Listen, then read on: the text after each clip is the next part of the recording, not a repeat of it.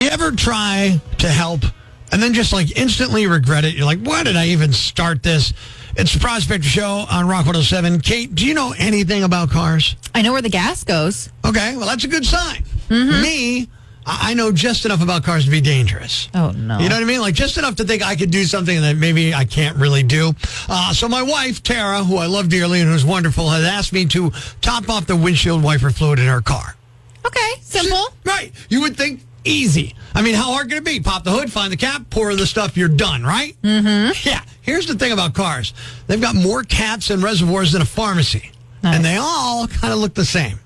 You know? So I grab a jug of the windshield wiper fluid, and I'm looking for the right spot. And I see a cap with a picture of fluids on it, like a little level indicator. I'm like, there you go. Gotta be it. I unscrew the cap, start to pour it in. Turns out I poured the wiper fluid into the engine coolant overflow reservoir. That can't be good. It's not good, but it gets better or worse, really. In my panic, as I managed that, I somehow lost the coolant reservoir cap. The cap I took off, the one I unscrewed, as I started to realize what I did, I bumped the car. Now, and it's in between the body and, like, the engine compartment. Okay. So I can't find it. Plus, I got to get that reservoir disconnected and flushed out before the coolant is rendered useless by my unintentional brew. Nice. Yeah. So now I'm like, okay, great. Grab the pliers, grab the vice grips. I get the hoses off, clean out the reservoir, and I flush it out. Then I put it back on and top it off with a little coolant in there. Now I got to get a cap for it. Because remember, the cap is somewhere in the vehicle. You know what I'm saying? It's in there. I don't want the water spilling or the coolant spilling out like a coffee sloshing around a cup on a waiter's tray when they're walking to a table, right? Can't drive like that. So I'm like, I don't know if I can reach in. I'm trying to reach. I can't find it. So I start calling people. I'm calling auto parts stores. What type of car is it? It's a Nissan Kicks. So there I am. Hey, do you have a coolant reservoir cap for a 2023 Nissan Kicks? Now it's a special order. What? Of course it is. Special order. All right, well, how much is that going to run me? Well, if I can even get one with shipping, you're talking like $90. What? Whoa. $90? Does the cap come with gold-plated gasket around it? Like, what's going on at $90, right? That's a lot of money, don't you think? Yeah. For a cap. So I'm like, well, how fast would it get here? Like 7 days. $90 with shipping, and I'm not getting it for a week? Like, that's not even FedEx overnight? What the hell, man? So, all right, I'm freaking out. I know the cap's between the engine. I heard it rattling, so I'm like, all right, I'm not going to fork over $90.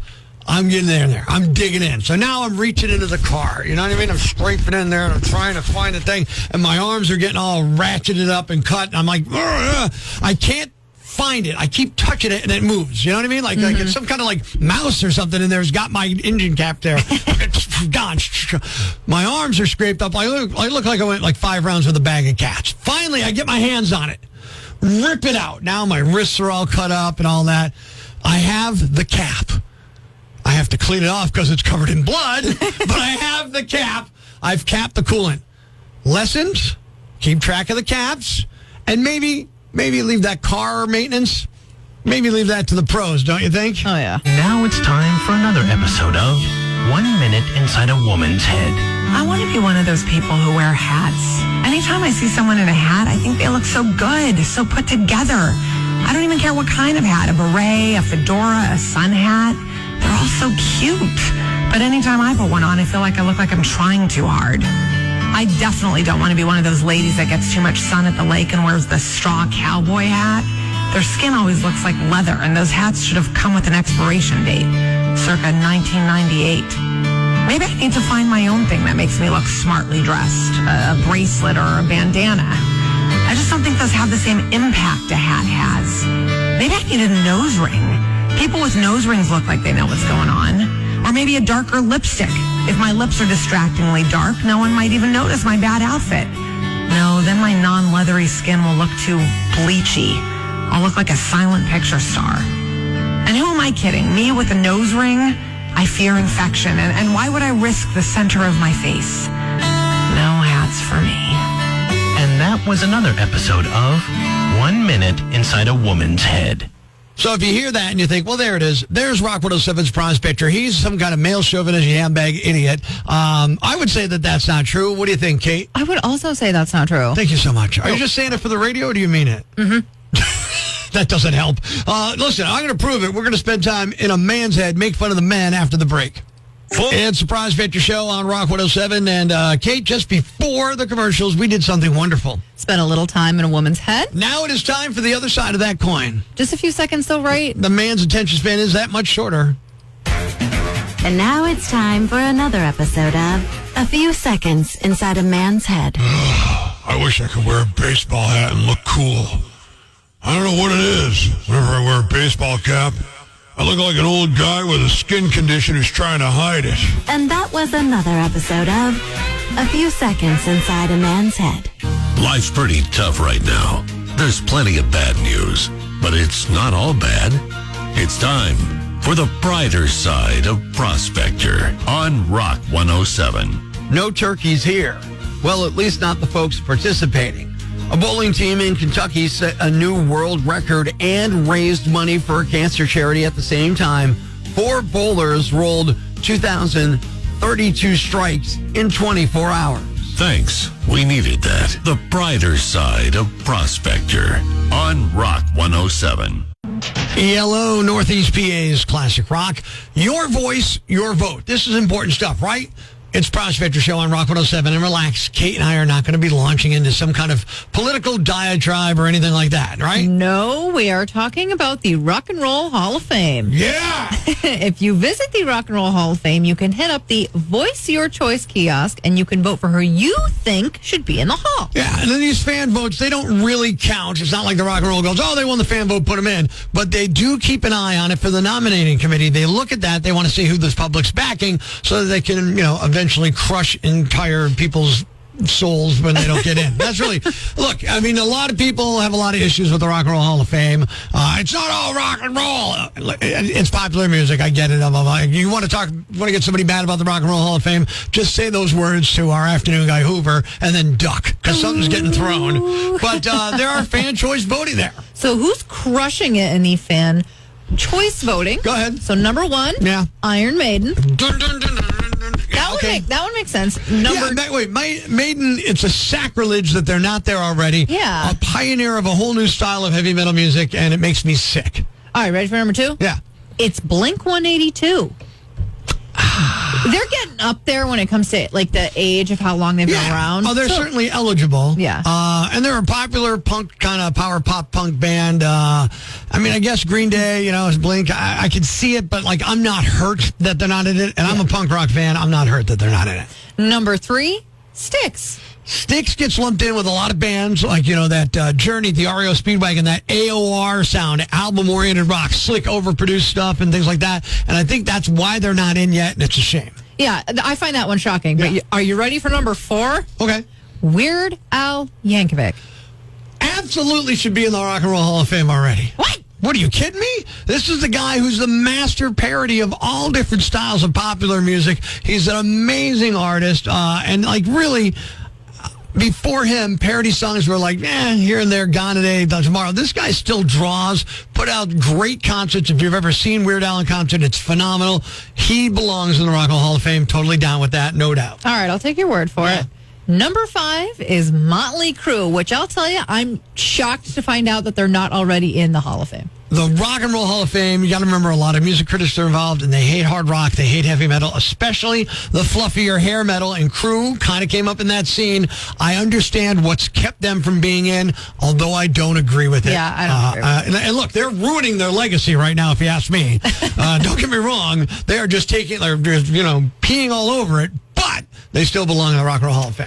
So Weezer, Boston, Pink, Snoop Dogg, and Linkin Park round out to the top 10, which, those ones, some of them make sense. Yeah, I can, Boston falls in that Styx category, that overproduced thing, and they got to get, bummed on by the critics. Weezer, I think, should probably be in there. The good thing is, I don't have to decide. The other good thing is, sooner or later, I just don't even have to care. Breaking the news that's already broken. It's time for Prospector's Briefs on Rock 107. Charlie XCX says, it's the end of brat summer. Don't fret. She also said it's the start of incorrigible toddler fall. The Florida State football team has been embarrassed and upset in its first 2 games this season, but they have a plan for next weekend. Before that game, the players are getting a pep talk from that Australian breakdancer. Shohei Ohtani's dog threw out the first pitch at a Dodgers game. he was immediately signed by the Chicago White Sox. It's 60 Minutes meets Gone in 60 Seconds. Tune in tomorrow for Prospectors Briefs on Rock 107. Imagine if they were winning big games.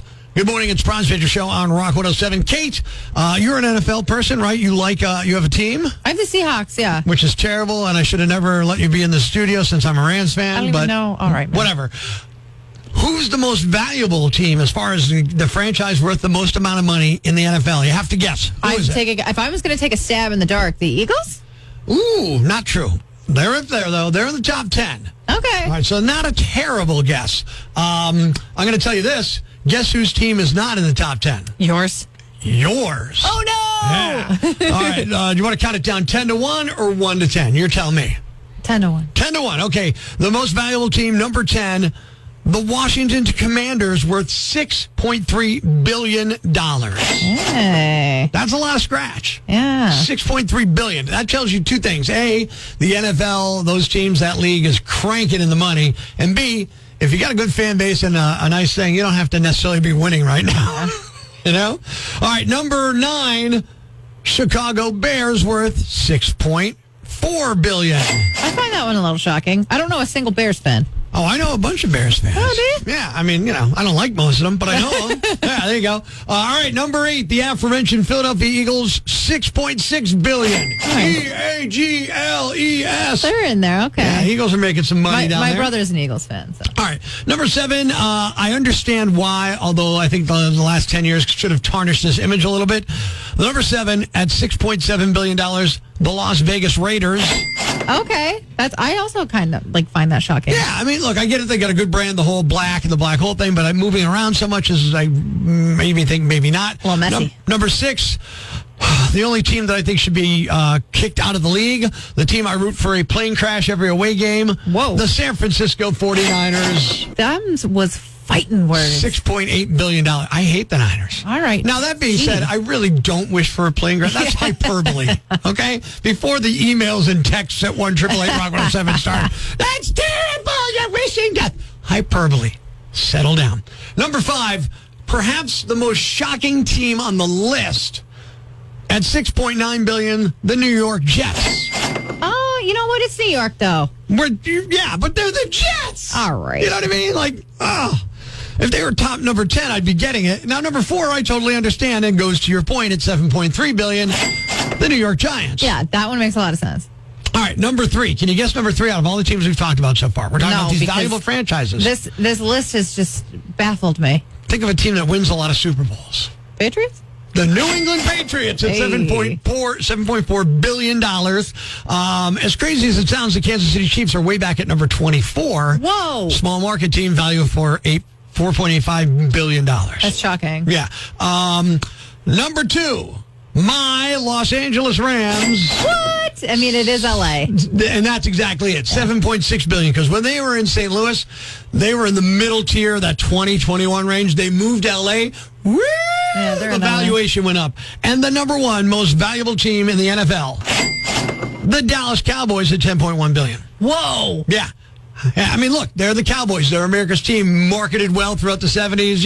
They are the Yankees of the NFL, except they don't win as much. You know what I mean? Historically and all that stuff. The Cowboys, once again, the most valuable team in the NFL, at least until the start of the postseason. Northeast PA's Classic Rock 107. It's a Prospector Show. And Kate, when you were young, or maybe even now, I don't know what your reading habits are, nursery rhymes a part of your life? Oh, definitely, yeah. Do you have a favorite, or... Probably, I'd have to think about that. Okay. How about the old Brothers Grimm things and stuff like that? Because you're like a spooky, creepy person. Yeah, I was going to say, those are kind of spooky. Yeah, well, many of those fairy tales we tell our kids today, those fairy tales started off really, really spooky and then became sanitized through the years, okay? I want to unsanitize them. Oh, no. By unnecessarily censoring them. Oh, no. Yeah. So here's an unnecessarily censored version of The Tortoise and the Hare on Rock 107. The Hare and the Tortoise. There was once a speedy hare who bragged about how fast he could. Tired of hearing him boast, the tortoise challenged him to a. All the animals in the forest gathered to watch. The hare down the for a while, then paused to rest. He looked back at the tortoise and cried out, How do you expect to when you're along at your slow pace? The hare himself out alongside the road and fell asleep, thinking there's plenty of time to relax. The tortoise never ever stopping until he came to the animals who were watching cheered so loudly for Tortoise that they woke up the hare. The hare stretched and began to again, but it was too late. Tortoise had already crossed the finish line. It's another unnecessarily censored fairy tale on Rock 107. Ladies and gentlemen, grab the kids, call your neighbors, and gather around the radio. It's now time to announce the winner of Prospector's Jam Bag of the Day, as decided by you at rock107.com. We uncover the most baffling, ridiculous, pathetic, cockeyed, laughable, preposterous blunders in the world of misdeeds. Nominee number 1. We've seen stories before about criminals running stop signs and getting caught with drugs, but here's the new and improved version. A guy in North Carolina got busted for drug trafficking after cops pulled him over because he fell asleep behind the wheel of his self-driving car. Someone called the cops to report a white Tesla heading west on the highway outside of Raleigh, North Carolina, and they said the guy behind the wheel looked like he was asleep. And they were right. Cops caught up with him on the highway, confirmed he was sleeping, blared the siren to get his attention, but that didn't wake him up. So after about a mile, they got in front of him to engage the autopilot sensors and make him stop. They searched his car and found a ton of vape pens loaded with THC, ecstasy, and meth. 25-year-old Michael Goodman is facing charges for drug trafficking, drug possession, and reckless driving. Nominee number 2. This guy really leveled up a classic prank. Hopefully, he doesn't start setting these on fire. Some guy in Louisville, Kentucky keeps pooing on the same person's porch. Local news is calling him the porch pooper, and he's done it twice so far, but he's visited the house at least 3 times. He's walked up to their door last Saturday, looked inside, and then left. Then he came back the next night, and a security camera got it on video. He trots up the front stairs, pots a squat in front of the doormat, and unloads. The homeowner walked outside the next morning and thought it was cat poop, then realized it wasn't. They say he also peed on their welcome mat. Then the next night he came back and did it again. The guy who lives there says he's tried to confront the pooper at the time, but he was already gone. Last we heard, the porch pooper's identity is still unknown. It's not clear if the defecation is malicious or if the guy has issues. The homeowner says he's glad he hasn't tried to break in or anything, but he'd like the pooping to stop. And the winner is the sleeping Tesla driver who got caught smuggling drugs. You're the Yam Bag of the Day. And we'll move on to Friday's Yam Bag of the Week competition. Keep it here for all the nominees for Prospector's Yam Bag of the Day, weekday mornings on Rock 107. Thanks for listening to Prospector's Prime Cuts podcast. Be sure to catch us live weekdays from 5:30 to 10 a.m. on Rock 107 or online at rock107.com or the Rock 107 app. A free download for your Android or iPhone. Subscribe to the podcast on Apple Podcasts, Google Podcasts, Spotify, Stitcher Radio, or wherever you get your podcasts so you never miss Prospector's Prime Cuts.